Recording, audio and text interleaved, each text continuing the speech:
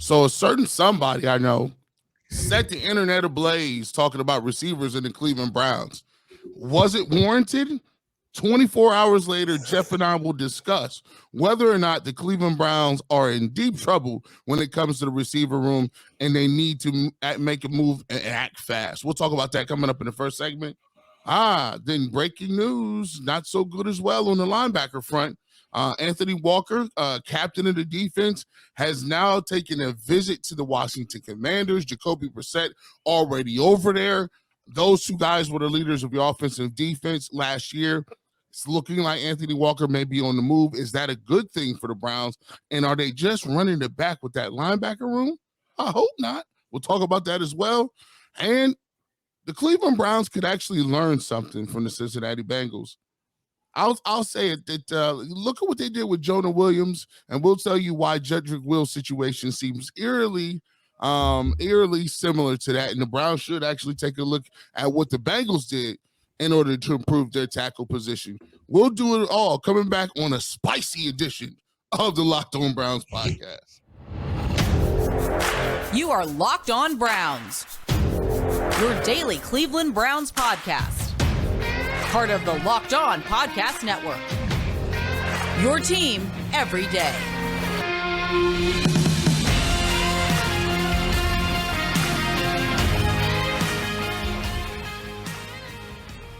Welcome back, my friends, to the show that never ends, your daily delivery of all things Dog Pound LGB on the LOB, the Locked On Browns podcast, brought to you by the Locked On Podcast Network, your team every day.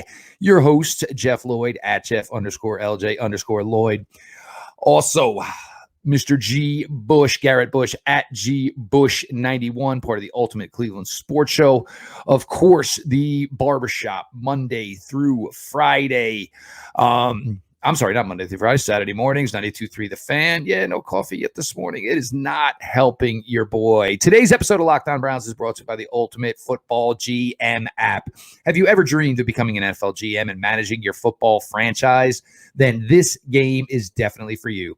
To download the game, just visit ultimate-gm.com or look it up on the app stores. Our listeners get a 100% free boost to their franchise when using the promo code LOCKEDON, all caps, in the game. Hope everybody had a great weekend. Obviously, some March Madness, a little bit quiet on the Browns front. Just one signing, Jordan Kunizek coming back. We'll get to that in segment 2 as we talk about the linebacker position. I get up here on this Monday morning, make sure the kids are up, make sure my wife's ready. They're all on their way. As you know, my wife works and the girls attend the same school. Open up Twitter, and my boy went on one last night. The G. Bush got let out of the cage last night. I don't think he's necessarily alone in his thoughts here on the wide receiver room, and I think a lot of people have been pushing it. To the lack of, anything there. It's been a very, very strange wide receiver market to this point. There's no question about that. But, G, where's the non-move, G, that got you all up in arms in a Sunday night? And, folks, buckle up because I can see he's ready to jump through the screen. Listen, I'm not sitting here telling you guys. As you can see, I was going off so much. My throat is a little scratchy this morning. I'm looking at it and I get it that, this isn't fantasy football. We've heard, for the last 3 or 4 weeks, the names of Judy, names of, some of these guys that are going off the board. You're hearing different people, maybe DJ Shark and now you're DeAndre Hopkins. But the one guy that, that we heard about most was Brandin Cooks, right? And so when you look at it, we thought that the Brandin Cooks signing was going to be a thing where they wanted way too much for him, right? They wanted a boatload of money for what they were doing. And it comes out that the Dallas Cowboys, who were in it allegedly for the best landing spot for Odell Beckham Jr., that was where, he was supposed to go. They come out and trade a 5th and a 6th round pick and get Brandin Cooks and add him to CeeDee Lamb and some of those other weapons over there. Now, my thought process is I never thought Brandin Cooks, the season was over if we didn't get Brandin Cooks. I haven't said the season is going to be over or I'm doom and gloom if we don't get the receivers that I want. But the reality is that asking price was that was Minimowski. That was bottom fifth and sixth. I was surprised. And I get it. It was probably more about the money. They owed him $12 million this year and then $18 million the next year, right? So my thought process when I was looking at this situation was, okay, well, if it's the money situation, well, that might have been a little rich for their blood, right? But we still haven't seen any other smaller moves. The McCole Hardman moves, the other moves where guys are they're not, Paris Campbell, the regular run-of-the-mill dudes where you could get a guy, plug him in, and then go try to get a bigger splash, whether that be in a trade or free agency or whatever the case may be. But they haven't even, made the moves towards that. And so when I look at this room, and I asked you before, you said, save all that. If you would have told me that one of the best available guys still on the market was Odell Beckham Jr., who just came off injury, who already was here at one point in time, and the Browns are going to look at him in his pro day, that says volumes that how many people have come off the board since that time. And so we're sitting here with the same roster with Anthony Schwartz, David Bell, Donovan Peoples-Jones, and, of course, our number one receiver, Amari Cooper. I just think, Jeff, that there's smaller moves that could be made, and I'm not saying that the season is over. Andrew Berry don't have time to make any pittance or to correct this issue, but I'm here to provide a little sense of urgency. Hey, AB, get me a couple guys, right? Like, I'm a little nervous right now because I hope you don't believe you're gonna draft the guy in the 4th and the 5th in the draft, and that's your move for the offseason for Deshaun Watson. That ain't gonna help nothing. So now I ask you, you got DeAndre Hopkins still on the board, possibly. Jerry Jeudy, who they're asking for a lot of draft capital for, obviously. And then you got Odell Beckham Jr. And I just think possibly there was better moves to be made. I don't know if it's the money or they just don't like those players in evaluation. So for me, I need to see some movement in the receiver market. I don't disagree that, you have a whole gaggle of guys here. Whether it's the Bells, the Schwartzes, and all of those guys all grouped in together, the Michael Woodses. But the issue is, it always has been, is this was a dog with fleas free agent class of wide receivers. This draft class is not going to offer you much more. Every now and then you get a positional group where it is just not the year for them. This is that case. But the thing is with the Brandin Cooks, it's not the picks. It's more the money. Brandin Cooks automatically comes in. He's the oldest receiver in the room. When Amari Cooper came here, they were talking about it's most likely going to be 2 years, and Amari Cooper is going to move on after 2 years with Cleveland. Well, when Amari Cooper ends this season, he will still be at a younger age than Brandin Cooks is now. So they're not going to commit $29 million. And yes, Houston's eating some of that money to a guy who's older and then is going to come in, and he's probably not going to be the one or the two. Becomes too expensive. Adam Thielen, look, Adam Thielen, you know what the move's all about. You're getting a veteran there to groom CJ Stroud. I'm sorry, whatever quarterback Carolina drafts, CJ Stroud. So you're getting a veteran in there to make that easier. You're not going to take Adam Thielen at 32 years old, now have him play outside the majority of his games. He was slow already inside. So obviously he's going to be slower even outside. Paris Campbell, 1 year, $3 million. That tells you what everybody in the NFL thought about Paris Campbell. It was a wild card. Nobody knows if he can replicate what he did last year. McCole Hardman's still out there. DJ Chark's still out there. There's wide receivers out there. And even McCole Hardman, there were talks for 3 years, $36 million. Where if there were talks for 3 years, $36 million, McCole Hardman wouldn't be on the market. So it's just a bad class. If they can get somebody who comes in is significantly better than that little fraternity of guys who were all mid, second, and third day picks, and none of them panned out. Yeah, I mean, I think they're gonna. But the question is there truly a guy that can come in and maybe essentially be a number 3 receiver? Because there is the fact you got to realize that somewhere along the line here, and probably somewhere in the next couple of months, Donovan Peoples-Jones is going to get extended as well. So that boy is going to get his money. But the wide receiver market, look, if you want the Browns to upgrade a wide receiver, I don't have an issue with anybody and any fan who wants that. I just don't know that, look, Jerry Jeudy be great. Browns ain't got a top 20 pick, and I'm not even sure if Denver is that sold on moving him anyway. I don't know if, moving 42 for an also ran wide receiver is going to do much either. Look, the wide receiver market, it's just been a tough one this year. It's not going to be much better during the draft, especially when you're holding pick 42. Sadly, that's just what it is here. But yeah, I mean, they've hit on a lot of things to this point, but obviously wide receiver has not been something that they've either been entertaining enough or have been able to find a need to this point. We're going to talk a little bit about the linebacker position. We'll get to that here in a minute. Jeff Floyd, G. Bush, your latest Locked On Browns. Today's episode of Locked On Browns is brought to you by Ultimate Football GM. You've heard us talk about this mobile game. And if you've ever thought you'd make a good GM, you got to give this game a try. It's not easy as you might think to create a dynasty. When you play Ultimate Football GM, you get to control and manage every strategic aspect of your franchise as you play through seasons and you lead your team to glory while trying to build an historic dynasty. For me, I enjoy the fact that, look, you get to go work through the draft. You get to control, your roster. You've got to handle free agency. You've got to handle cuts. You've got to handle contract extensions. All of this stuff you can do.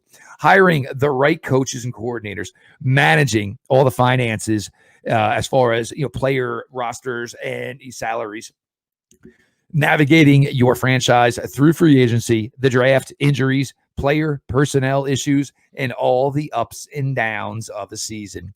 All of this in a challenging and more realistic world in the Ultimate Football GM app. Go to the ultimatefootballgm.com app. You can load the game there. Use promo code Locked On. You will get a $100 boost to your roster. So again, you can go either A, to the App Store and look for Ultimate into Ultimate Football GM, or go to ultimate-gm.com and go ahead and start to put together your dynasty today. Welcome back to the Locked On Browns podcast. Thank you. You can definitely subscribe wherever you subscribe on for your downloads, and subscribe wherever you get your podcast, and make sure you subscribe on YouTube as well. Jeff, we just entered this free agency period, and I would have gave it a B, solid B from what they were doing from Thornhill, from the defensive line. I like those moves, right? I think that you've kind of retooled those joints a little bit. I think you've retooled the line, and I think you might have got three possible, a new two starters at edge rusher and defensive tackle, and you've gotten some depth. So I like those moves. But the alarming trend the last couple of days for me is the positions that we, people were, pounding the concrete for last year were wide receiver. We did that in segment 1. And now we're in segment 2, and it's the linebackers. So we really have not done much on that front as far as linebackers as well. Linebacker market, it had moved very quickly. The big guys moved off the top of the board. I think Bobby Wagner is still available, but a lot of the younger pieces, a lot of the linebackers that were, younger, possibly could get extensions, have gone other places. Some people have, like Levante Davis, had turned around and gone back to where they came from, right? Saw that it was not a good place on the market, so they've gone back to their old teams. We get a little bit of bad news because we get Anthony Walker comes out last night that he's visiting the Washington Commanders. Jacoby Brissett is already over there. Those two guys were the captain of the offense, captain in the defense for most of the year. And we talk about that the defense going downhill after Anthony Walker got injured. He had a PFF grade, very solid in the 80s. I think he was rated like the third best linebacker in the league until he got hurt week 3. That's been the kind of knock on Anthony Walker coming off injury. But one thing that can't be denied is his ability to get people lined up, and his ability to be a great locker room guy and to be solid when you put him in the middle of your defense. Now, as I look at it, it is very alarming that the linebacker position has not been looked at. And you asked me a question, and I said, I sure as hell hope they don't. When you're talking about running it back, Now, you got to think about that. You got Phillips. You got you signed Taki back. He's coming off injury. Phillips is coming off injury. JOK is coming off injury. You had to go get guys off the practice squad to come in and try to help you stop the run. Now, Jeff, I don't know if you can. We can say the receiver market is down, but is that an excuse for the linebacker market too? The thought process of possibly running back this entire linebacker room, and even, I had put a tweet out about it last night, and I think everybody was kind of under the assumption that Anthony Walker is a slam dunk to return to Cleveland. Him going to visit Washington, I mean, maybe Washington's got a 2-year contract in mind. I'm not sure, but you bring back Jordan Kuzek, you bring back Sione Taki, and you look at this room and you just say, that's what we're gonna run with. Tony Fields obviously, had a moment or two last year. JOK coming off injury, like you mentioned. Nobody supports Jacob Phillips more than me, but even at this point, that kind of might be blind faith if we're just being completely realistic. And the thing for me is these linebackers haven't gone for a ton of money. You know what I'm saying? Some of these guys, you're talking maybe $5 million per. I know this is a number that the Cleveland Browns are not comfortable with paying, the linebacker room. Does this mean that, possibility of linebacker at 42 is something, they're pursuing? Obviously, look, I mean, there's any way right now you can say, oh, well, that's the position of need at 42. We could say it for D tackle. We could say it for edge. We could say it for wide receiver. We could certainly probably say it for linebacker at this point in time.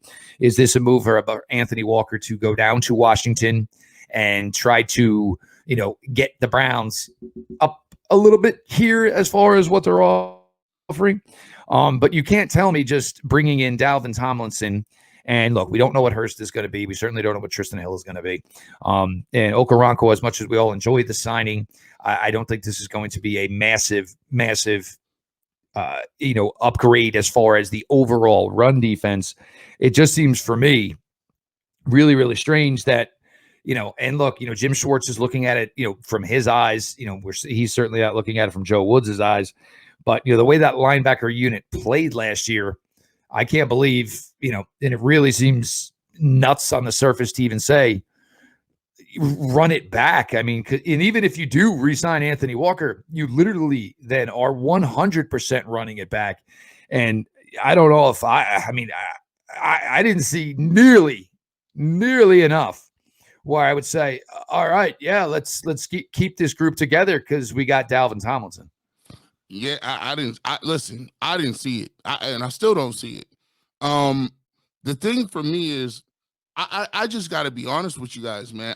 I can't see the way that they played last year and then coming to this year when other teams are picking guys up left and right. Now, I mean, these are playoff teams that are picking these guys up. So it's not like these guys don't know what they're doing around the league. It isn't like the rest of the league is somehow scrubs and clueless and don't know how to evaluate talent. These people are going to other teams and they're getting got for, it ain't no big dollars, ain't no big contracts being given out. And so when I look at the way that you have to play football in the AFC to even be viable to get to the playoffs, while teams that were middling like the Jets are getting better, while the Jaguars look like an upstart program, while the Bills are even still looking to add some pieces and parts, the AFC has just gotten better. It just is what it is. And I look at the position, the wide receiver group stayed the same. And in the linebacker room, I'd argue got worse if you don't get Anthony Walker back. That was almost, like you said, that to me was the bare minimum of just bringing him back. And now it looks like that might not be on the horizon. So it's going to be very interesting to see what they do, because at this point, I don't know what their plan is at linebacker. Well, if it's to run it back, that's going to be a really, really tough pill to swallow for anybody, who watched this defense last year. We appreciate all of you for making Locked On Browns your first listen every single day. Make sure you subscribe or follow for free on YouTube or wherever you listen to your podcasts. We're going to switch it up here because there's a little situation, many hours south in Ohio that the Browns should certainly have their eyes and ears on to see the way it works out. The midway point of the NBA season is here, and now is the perfect time to download FanDuel, America's #1 sportsbook, because new customers get a no-sweat first bet up to $1,000. That's bonus bets back if your first bet doesn't win. Just download the FanDuel Sportsbook app. It's safe, secure, and super easy to use. Then you can bet on everything from the money line to point scores and three-pointers drained. If you're going to sit down, you're going to watch an entire game, why not go ahead and look into a same-game parlay? Pick 4, 5, 6 bets that look really appealing to you. Maybe they're long shots, but guess what? You only got to put a couple dollars down. You're going to watch the game anyway. They hit for your couple of dollars. Guess what? You get a big, fat return. So don't miss the chance to get your no-sweat first bet up to $1,000 in bonus bets back when you go to FanDuel.com/lockedon. That's FanDuel.com/lockedon to learn more. Make every moment more with FanDuel, an official sports betting partner of the NBA. Welcome back to the Locked On Browns podcast. Went over the receivers, getting to the linebackers last segment. Now let's get to the offensive line. Jeff, you brought up this in when we were prepping for the show. I thought it was a really great topic. One of the things that has been a hot topic in the Browns community has been Jedrick Wills in the 5th year. Jedrick Wills' play has been spotty, to put it kindly. It's been a lot left to be desired in terms of sometimes his effort, finishing blocks, things like that. However, he is a top 10 pick, and the Browns, all indications look like they're pointing to signing him back for his 5th year extension. But if you look at it, the teams are even handling this a little bit differently too. Look at what the Kansas City Chiefs did with Orlando Brown Jr. He was a guy who came off a Super Bowl. He wanted a new extension, and the Kansas City Chiefs was like, I'm all right. I'm cool on that. But we're going to go ahead and get younger and get your replacement and sign him up and link him up. Go look at what the Cincinnati Bengals did. Jonah Williams, guy that, for all intents and purposes was always looked at as their franchise left tackle. They signed him to an extension, right? 5th year option. Then Orlando Brown was available.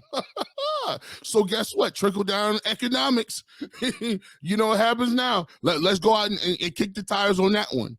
They go out and bring him in, and they think that he's an upgrade. And now they got Jonah Williams, who's now asking for a trade.